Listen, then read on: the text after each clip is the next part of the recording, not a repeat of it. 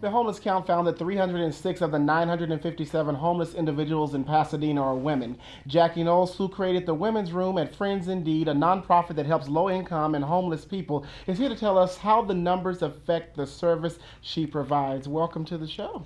Thank you very much. And I've been to Friends Indeed. I've done a story, in fact, before on the food pantry, but I know we're here today to talk about the Women's Room. Could you tell us a little bit about the Women's Room? Well, actually, you give me credit for starting the Women's Room. It was really started with a number of women. It was the Women's Issues Committee from All Saints Church that started it.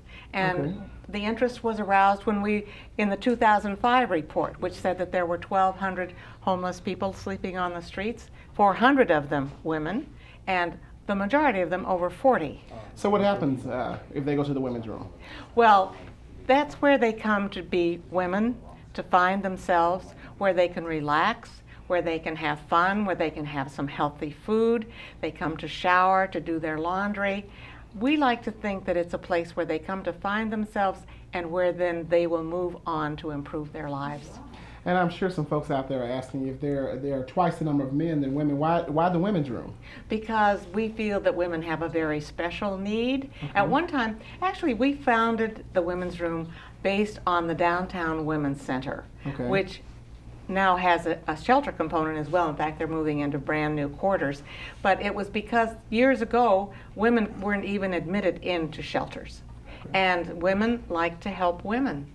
And we felt the urge to help the women, particularly when you get older. I mean, women over 40, in their 60s and 70s, we just felt that they were particularly vulnerable. How are the needs of women, homeless women, different from men, homeless men? Well, for one thing, they're, they need protection on the street. Sometimes they do take, a man to protect them. I don't know that there's a huge difference, except that women are vulnerable. And there is, I hate to use the word, but there is rape. And there is abuse. And we felt they needed a safe place off the street, and a place where they could be women again, and not without a label. Was there anything that surprised you about this year's homeless count statistics? No. You mean the statistics themselves? Yes, yes. Well, of course it would. At one time they went down, they dipped a little, and then now they've gone back up.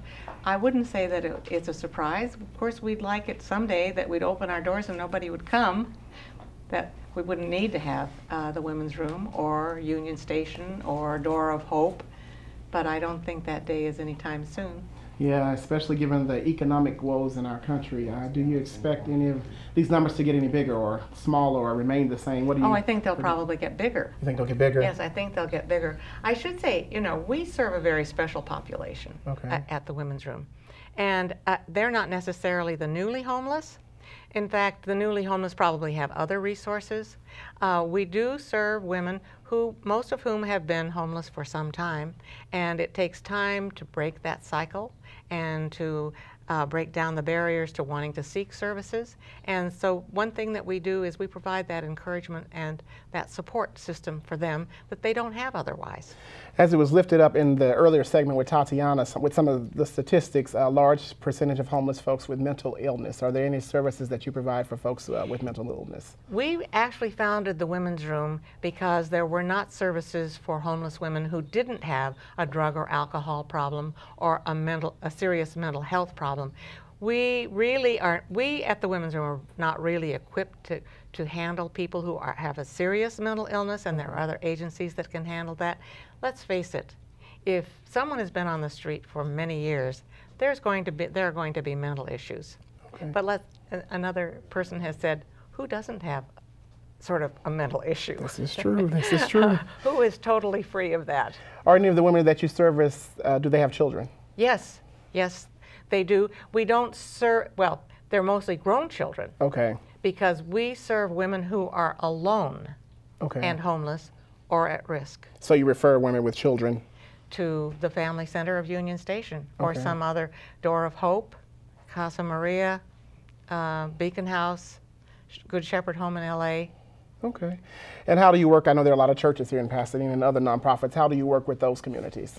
Well, actually, the Ecumenical Council of Pasadena Area Churches is the parent organization. We are sponsored by ECPAC. In fact, that's another story. The Women's Issues Committee created this idea to have something like the Downtown Women's Center, but just a daytime refuge in Pasadena. And so we had the plan, but all we needed was a place and the money. Okay, okay. And so ECPAC offered the place. And I understand you guys won the Volunteer of the Year award last year. Well, that was this year. That was this year. How did that feel? Well, it felt pretty darn good. Okay.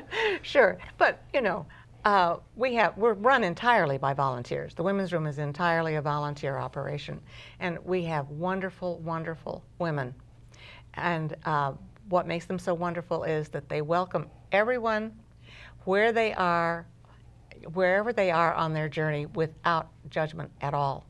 And if somebody wanted to get more involved in your organization or find out about your services, where would they go? They would go to our website, which is ECPAC, www.ecpac.org. Okay. Excuse me. .net, ecpac.net. And what if they didn't have any web access? Is there a phone number? Yes, 626-797-2402. Well, thank you for the amazing work that you do. Well, you're very welcome.